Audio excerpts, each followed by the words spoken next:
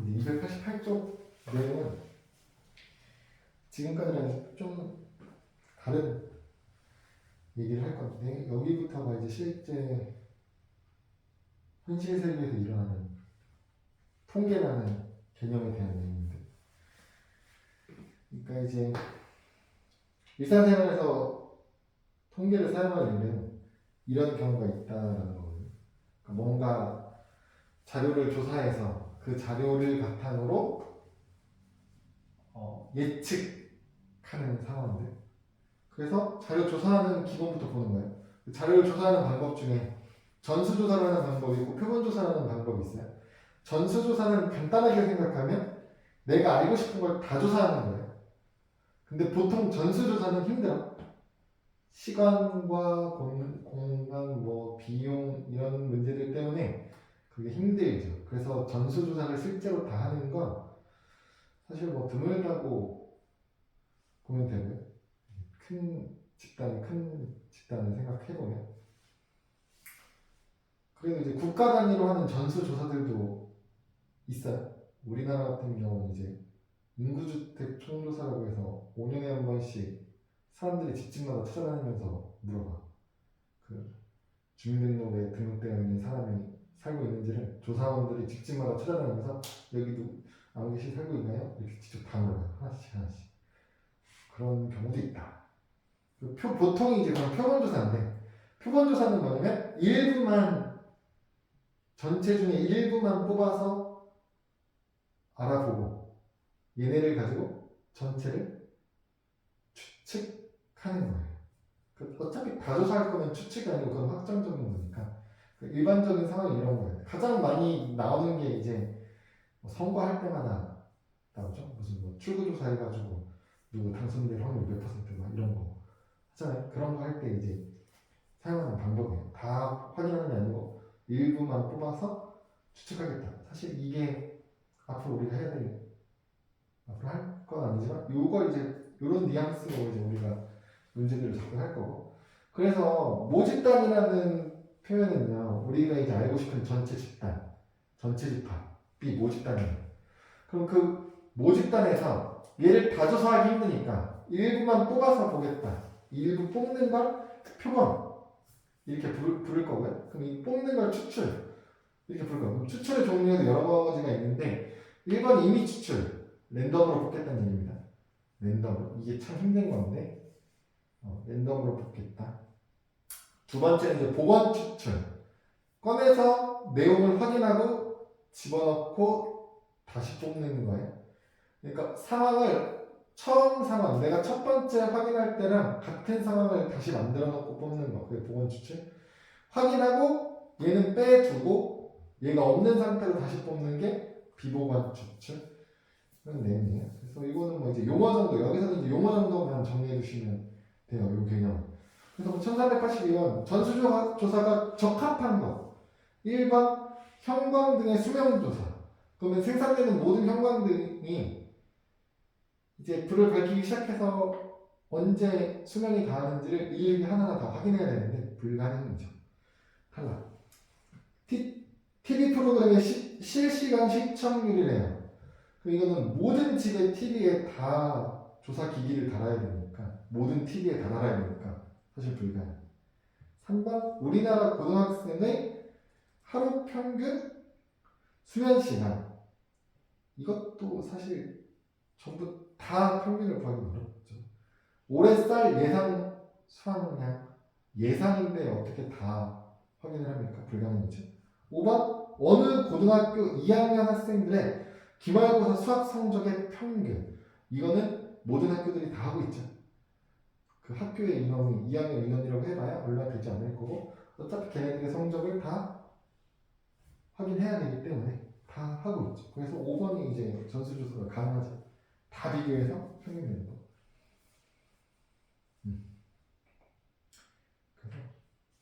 그래서 83번 같은 경우는 어떻게 되나요? 전수조사가 적합한 것은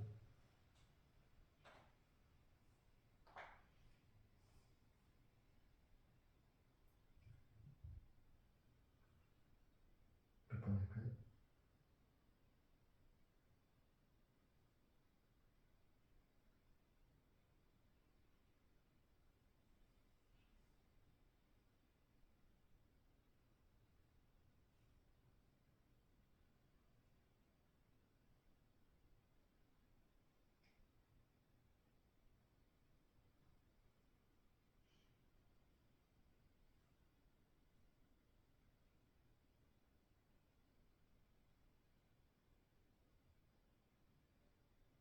몇 번일까요? 정답은 1번 이거든요. 이게 무슨 말이냐면 군대 가야 되는 사람들을 신체 검사하겠다는 얘기예요. 그럼 이제 군대 가야 되는 사람들은 신체 검사를 100%다 받아야죠. 그래서 이제 군대 가기 적합한지 아닌지를 판단해야 되니까. 그래서 1번이 이제 전수조사를 해야 되는 상황. 2번 충돌 안전성 조사를 한다. 그럼 생산되는 모든 자동차를 충돌 안전성을 검사하겠다는 얘기는 다 벽에다 갖다 부딪히겠다는 얘기예요. 그럼 팔 수 있는 자동차가 없죠. 생산해놓고. 3번 어느 지역의 공기 오염도 조사. 그러면 어느 지역인데 그 지역의 공기 오염도를 조사하려고 그 공간, 모든 공간의 공기를 다 확인할 수는 없으니까. 한강도 마찬가지죠. 한강에 존재하는 모든 물을 가지고 오염도 조사를 할 수 없으니까. 5번 투표 후에 나오는 모든 사람들에 대해서 누구 찍었어요 물어볼 수 없으니까. 정답은 1번이 될 거고요. 그 다음 이제 유형 2번에 나와 있는 내용이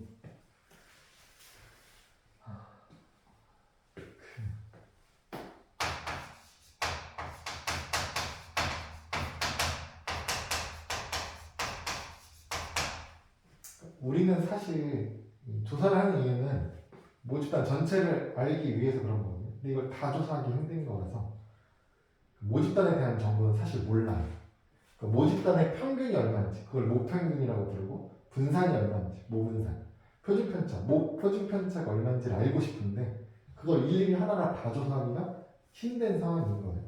그래서 어떻게 하려고 하는 거냐면 그러면 다 조사하기 힘드니까 그 중에 몇 개를 뽑아가지고 일부만 뽑은 애를 가지고 얘를 추측해보자 이러는 거거든요. 그래서 표본을 가지고 평균을 구해보고 분산을 구해보고 표준편차를 구해보는 거예요. 그래서 얘네들이 가지고 얘가 이거랑 비슷하지 않을까? 이렇게 예측을 하려고 하는 거거든요. 그래서 표본을 가지고 계산할 때 차이가 나는 게 딱 하나 있거든요. 그러니까 내가 이 모집단에 있는 모든 자료들 중에서 n개의 표본을 뽑는 거예요. n개의 자료를 뽑았다가. 그럼 그 n개를 가지고 평균, 표준편차, 분산, 평균, 분산, 표준편차를 구할 건데 평균 구하는 방법은 똑같아요. 다 더한 다음에 n으로 나눠주시면 되거든요. 다 더한 다음에 n으로 나눠주시고 분산을 계산할 때가 차이가 생겨요. 우리 원래 분산 계산할 때 어떻게 하냐면 편차 제곱의 평균을 구하는 거잖아요. 그러니까 편차 제곱을 다 더한 다음에 n으로 나누는 거예요. 개수로. 근데 얘는 얼마로 나누냐면 지금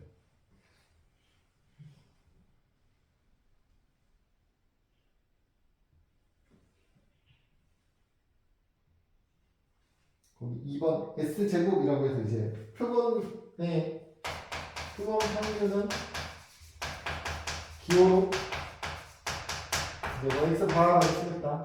표본의 분산은 S제곱이라고 쓰겠다. 표준편차는 S라고 쓰겠다. 이렇게 한 거거든요. 이거 계산할 때 어떻게 계산했어? 얼마로 나네? 이거 n-1로 나누거든요. 여기가 편차 제곱의 합이고.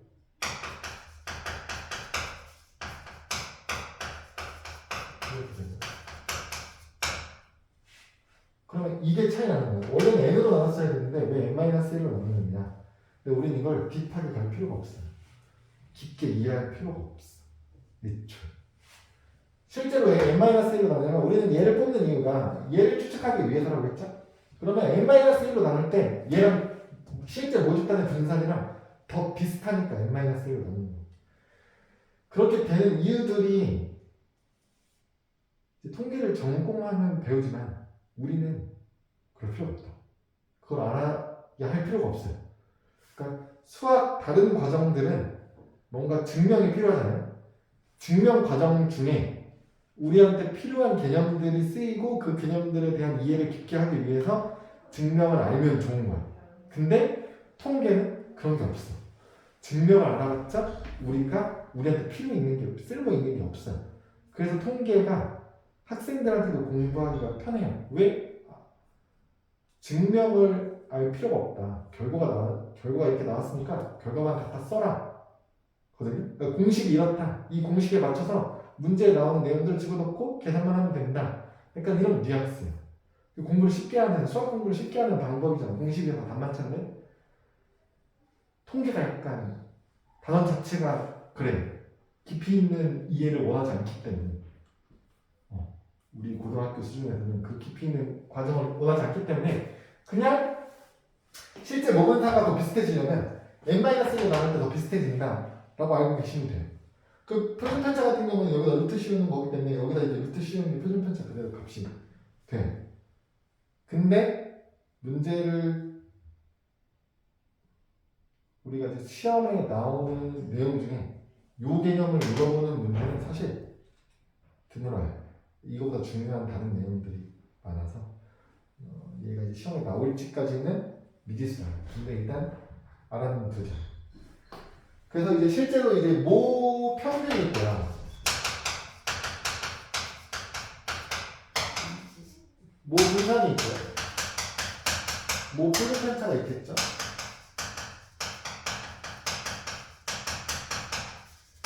이제 요 값들이 거의 비슷할 거다 이렇게 보는 거예요. 어떻게 하면? 표본을 이미 추출이라는 건 랜덤하게 잘 뽑으면 극단적인 애들만 뽑는 게 아니고 골고루 잘 뽑았다면이거든. 그러니까 사실은 실제로 해보면 그 골고루 뽑는다는 게 어려운 거지만 그걸 가정하면 비슷할 거다 이렇게 보는 거. 1385번 보시면 모집단에 대한 확률 변수를 구해놨거든요. 그 표본이 크기가 2인 표본을 뽑겠대요. 그러니까 두 개의 자료를 뽑겠다는 얘기거든요. 그럼 두 개의 자료를 뽑았을 때 그 표본 평균이 이보다 작을 확률이 얼마예요? 이렇게 물어보는 거거든. 내가 뽑을 수 있는 애들이 누가 있어요? 1385번 같은 경우는 이 모집단 안에는요 누가 들어있다는 얘기예요? 확률 변수로.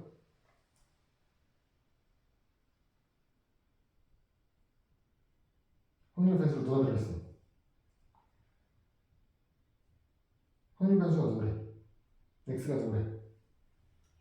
0, 2, 4 들어있는 거예요.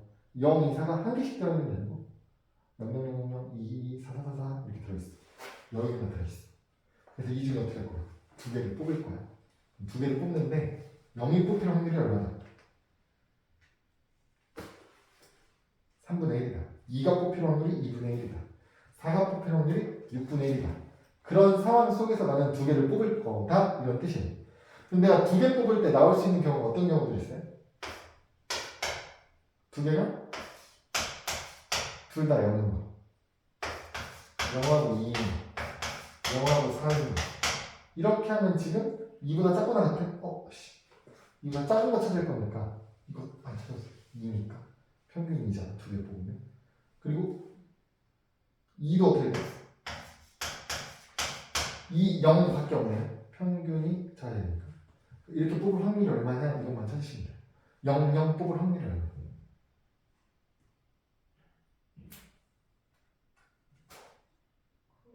9분의 1이에요. 0, 2 뽑을 확률이 얼마냐? 6분의 1이에요. 2, 0 뽑을 확률이 6분의 1이겠죠. 그럼 이 확률이 내가 평균이 2보다 작은 표본을 뽑을 확률이 되는 거예요. 더하면 어떻게 돼? 9분의 4. 다 더하면 9분의 4. 이렇게.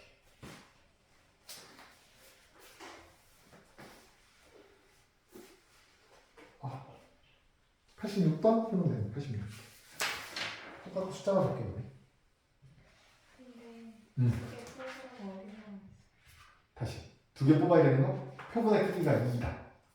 표본의 크기가 2란 얘기는 표본을 두 개 뽑아 내겠다 이런 뜻이. 크기가 2라는 얘기. 두 개의 자료를 뽑겠다.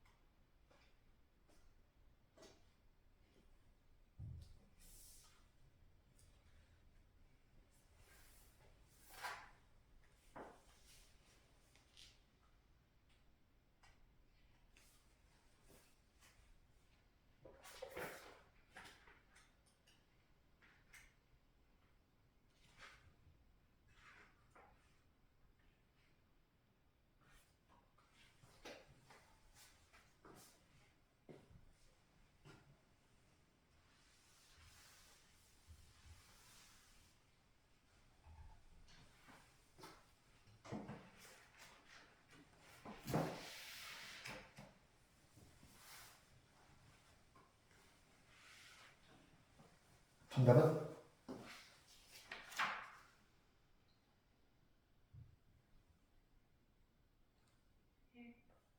1번?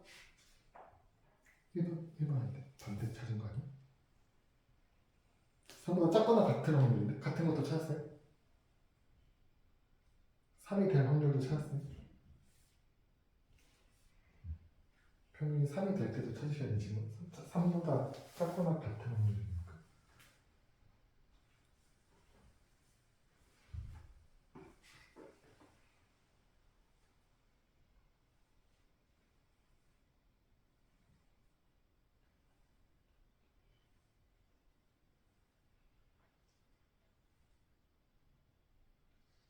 나? 두 개 뽑을 거죠 얘도 어떤 경우 있어? 11, 13, 15 3이랑 같아지니까 1, 5도 있죠 그럼 3일, 3, 3 그리고 5, 1까지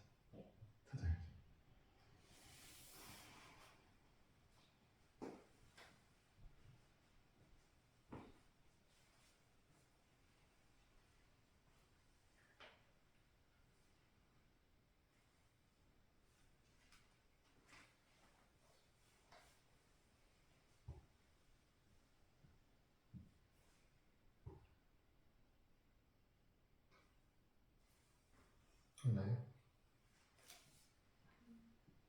3번? 11 뽑을 확률이 얼마나?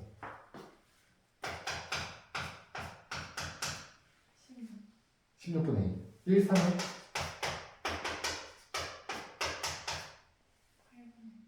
8분의 2 1, 5는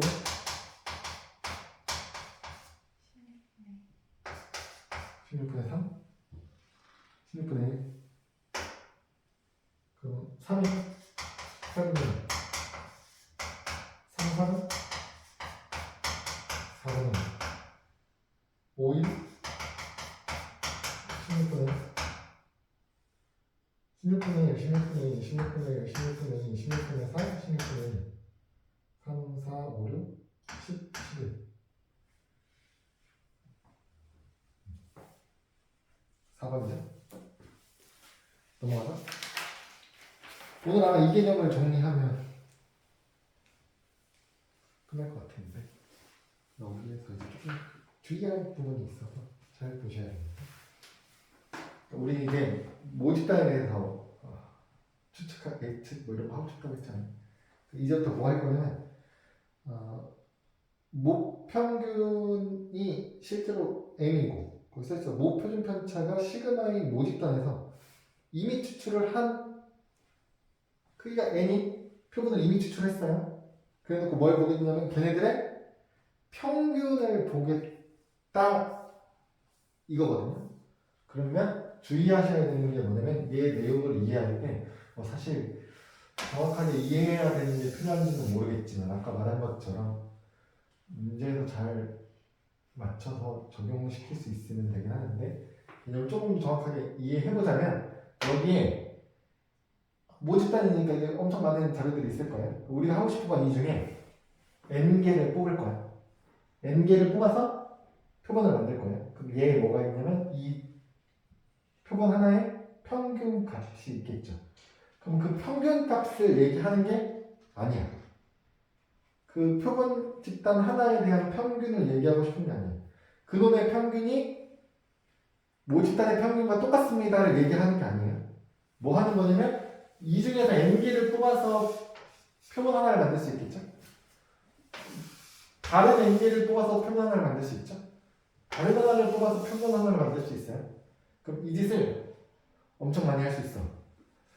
이 모집단의 자료의 개수를 K개라고 한다면 K개 중에 N개를 뽑는 거잖아요. 그럼 표본을 몇 개 만들 수 있냐면 K, C, N개의 표본을 만들 수 있어요. 그러면 이 개수의 표본들의 평균을 하나하나 다 구해요. 그럼 이만큼의 평균이 나오겠죠? 걔네들의 평균을 다시 구하는 거예요. 표본 평균들의 평균을 구하면 그게 뭐랑 똑같아? 실제 모집단 전체의 평균과 똑같다는 얘기. 당연한 얘기야. 이건 당연한 얘기예요. 왜냐면 여기 자료들이 K에 있다고 했잖아요. 그럼 내가 KCND의 표본을 뽑을 때 1번 자료가 들어있는 개수랑 2번 자료가 들어있는 개수, 3번 자료가 들어있는 개수, K번 자료가 들어있는 개수가 다 어때요? 똑같겠죠?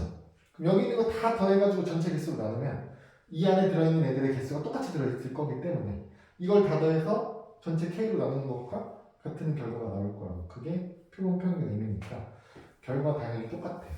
그래서 이 표본 평균 우리가 X 바라고 할 건데, 그러니까 원래는 이런 거라고 지금 하려고 하는 건 이 첫 번째 표본 평균이 있을 거고, 첫 번째 표본 집단의 평균, 두 번째 표본 집단의 평균, 세 번째 집단의 평균, 이걸 쭉 활용하는 거예요. 전체 표본에 대해서. 그래서 얘를 어떻게 할 거예요? 전체 개수로 나눠. 그게 뭐랑 똑같다? 모평균하고 똑같을 거다 이렇게 보는 거라.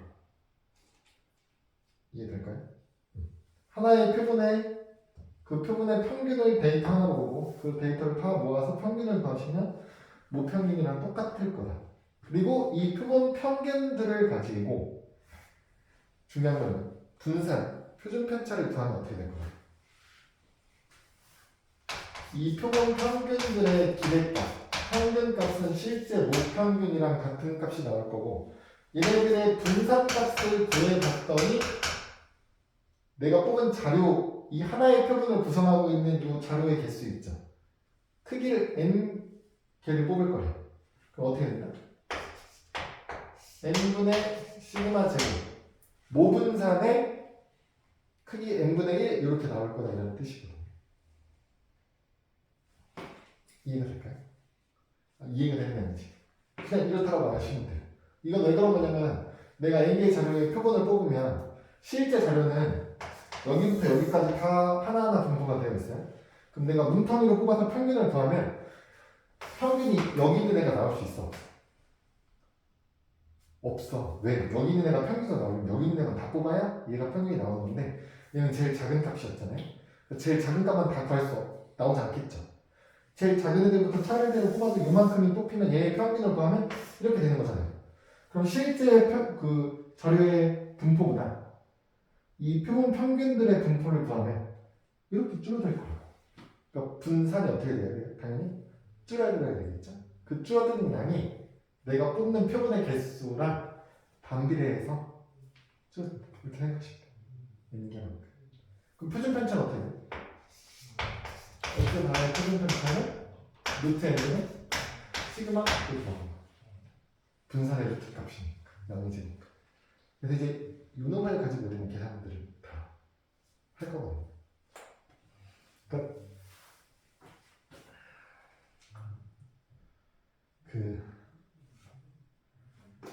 이 모집단 자체가 만약에 정규 분포라면 자동으로 정규 분포고요. 얘가 정규 분포가 아니야? 그래도 상관없어요. 평균들을 뽑아서 얘의 분포를 살펴보면 무조건 정규 분포예요. 그래서 x바의 표본 평균의 분포를 살펴보면 당연히 정규 분포를 따르게 되어 있어요. 이게 중요한 거예요. 우리는 이걸 가지고 이제 계산할 거예요. 그럼 얘는 평균이 얼마가 된다고? 모평균하고 똑같아요. 분산은 어떻게 되냐면 n분의 시그마 제곱. 우리는 어차피 표준 편차를 많이 쓸 거잖아.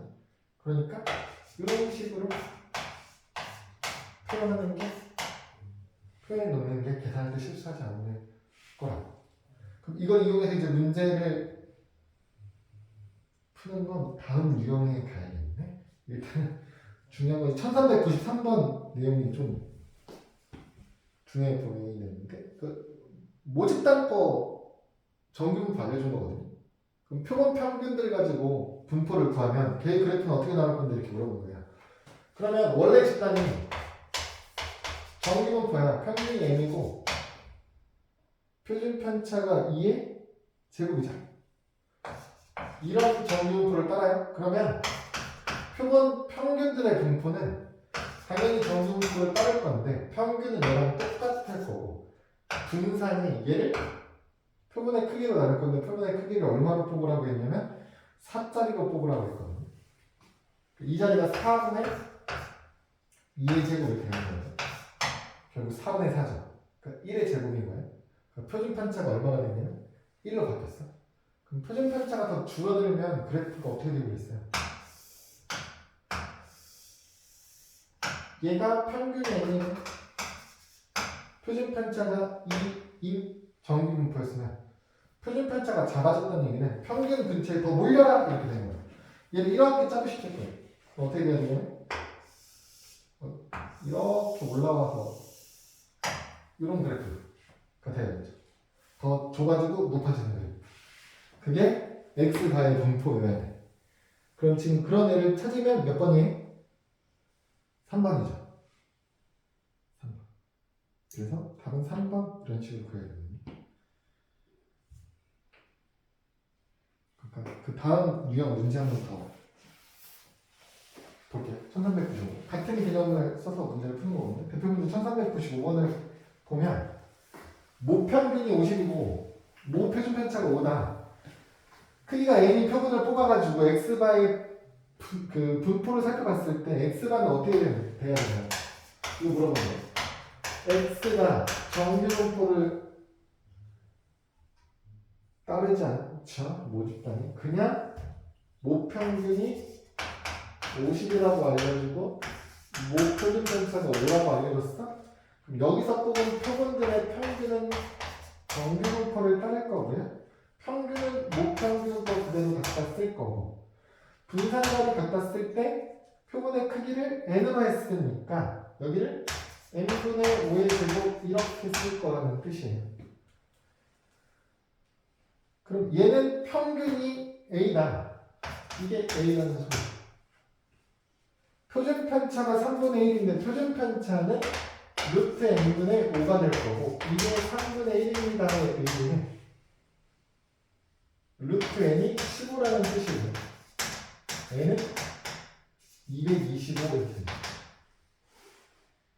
그래서 둘을 더하면 275 이런 식으로 나오겠네. 그렇죠? 그러니까 모집단의 평균과 분산하고 표본들의 평균은 표본 평균의 분포에서 평균 분산값하고의 관계를 정리하고 있어야 되는 문제 같아요. 이거 정균포라고 했으니까 나중에 하면 뭐 나오겠어요? 정균포 이용해서 확률 몇부터 몇 사이부터 확률 계산해라 이런 거 나오겠죠? 그런 것도 뒤에서 문제들이 많고요. 일단은 1399번 하나 풀고 마무리 해볼게요. 1399번에서 이제 제곱의 평균 물어보잖아요. 문제에서 물어보는 게 제곱의 평균이죠? 제곱의 평균 나오면 무슨 생각해야 돼요? 분산 계산할 때 이제 제곱 평균 가지고 했던 거 있었죠? 기억나요? 분산 계산 어떻게 하냐? 분산을 계산할 때 제곱의 평균에서 평균의 제곱을 빼겠다 이런 거 있었죠? 여기서 제곱 평균을 이용하죠? 그러니까 평균이랑 분산을 알면 여기를 구할 수 있어요. 넘기면 되니까 그렇게 계산하는 얘기예요. 제곱의 평균을 물어보는 건 분산을 구하는 식을 이용해서 제곱 평균을 찾아내라 이런 의미예요.